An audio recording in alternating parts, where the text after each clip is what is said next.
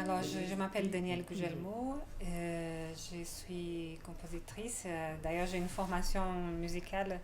J'ai commencé mes études de musique par le piano. J'ai fait des études classiques, piano, violon, après la composition. Et après, j'ai fait un cours de composition électroacoustique que j'ai beaucoup aimé. Et là, en ce moment, je suis en plein dedans. On organise même un collectif, Everybody Noise, qui c'est en région parisienne. Et on fait la diffusion de la musique contemporaine assistée par technologie du studio, comme ça. Autrement dit aussi, la musique électroacoustique. Alors ici, en gros, c'est ça.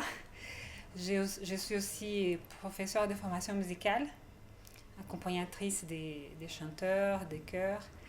C'est-à-dire que je suis bien dans la musique.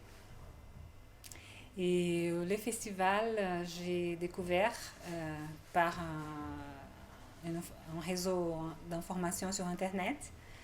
Et j'ai proposé un projet qui était sur la thématique spiritualité, religion de cette année, et le sacré.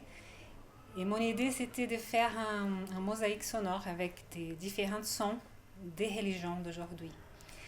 Et c'est ça que justement j'ai fait à travers de Sonus Populi, Sonus Dei. En faisant un peu un jeu de mots avec Vox Populi, Vox Dei. Pour dire que je pense que tout est important, il y a une spiritualité humaine qu'il faut considérer quand on parle du sacré aujourd'hui. Et pas seulement les grandes religions des références, on va dire.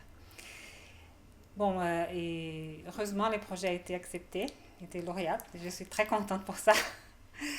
Et on peut écouter dans la salle cloître, non, c'est pas le cloître, c'est Chœur des religieuses, voilà, pendant toute cette semaine.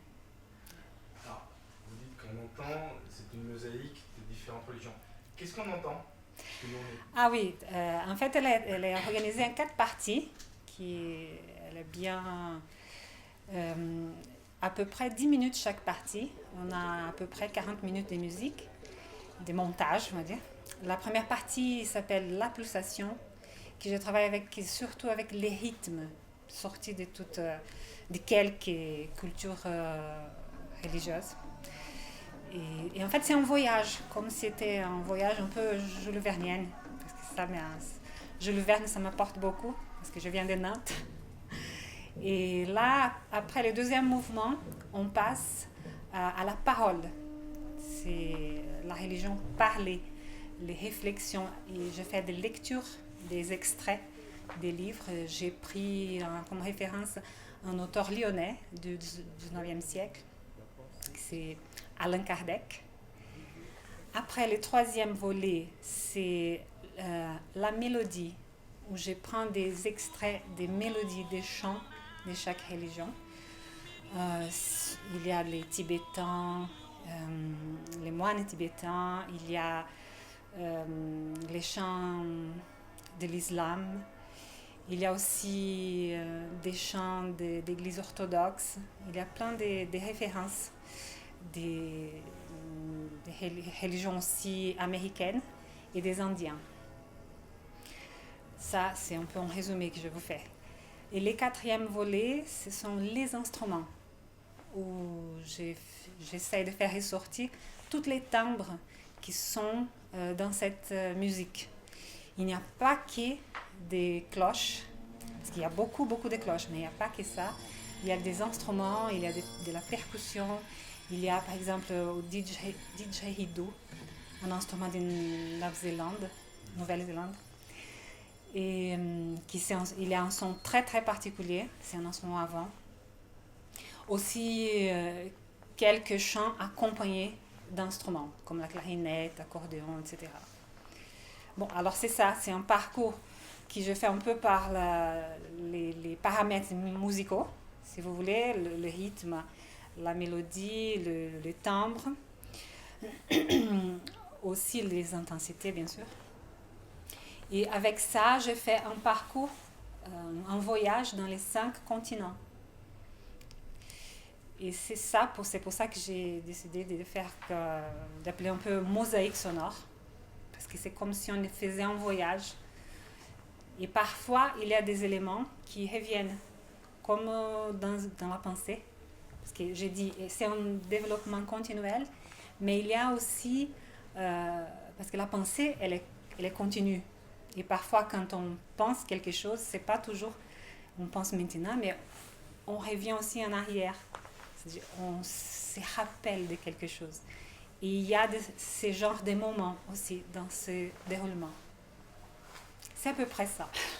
En quoi c'est intéressant pour vous que votre installation, est-ce que les gens donc ont un casque sur la tête, ils s'isolent de l'extérieur, et malgré tout c'est positionné à la proximité d'une chapelle, dans un ancien couvent et dans ce qu'on appelle le cœur des religieuses. Qu'est-ce que vous pensez que ça pourrait déclencher? En quoi ça vous plaît, ça vous... Bon, au départ, je ne savais pas qu'elle allait se passer dans un ancien couvent. Quand j'ai découvert ça, je trouvais super génial. Parce qu'en fait, c'est comme une espèce de manifestation écuménique pour moi. Parce que là, j'ai toutes les religions, presque, toutes entre guillemets, bien sûr, dans cette composition. Mais elles sont en plus dans un endroit qui a été dédié avant à une religion. Alors pour moi, c'est une espèce de rituel écuménique. Ce côté, je trouve super bien. Le casque aussi, c'était un peu une surprise pour moi parce qu'au départ, j'avais imaginé un projet quadriphonique. D'ailleurs, il est encore, j'ai une version quadriphonique. Et quand ils m'ont dit que ça serait diffusé un casque, j'ai trouvé, mais pourquoi pas? Et je vois ici, quand les gens écoutent, que ça fait tout d'un coup une intimité dans un endroit qui est recueillante par nature. Et les gens sont là bien concentrés et ils écoutent comme si elles lisaient tranquillement un livre dans un coin. Je trouve ça que c'est un jeu des postures, on va dire, qui c'est très enrichissante pour un abordage contemporain de l'art, que je n'avais pas imaginé. Et en plus, c'est un casque sans fil. C'est-à-dire que la personne peut se promener dans la salle. Et c'est vraiment, vraiment intéressant.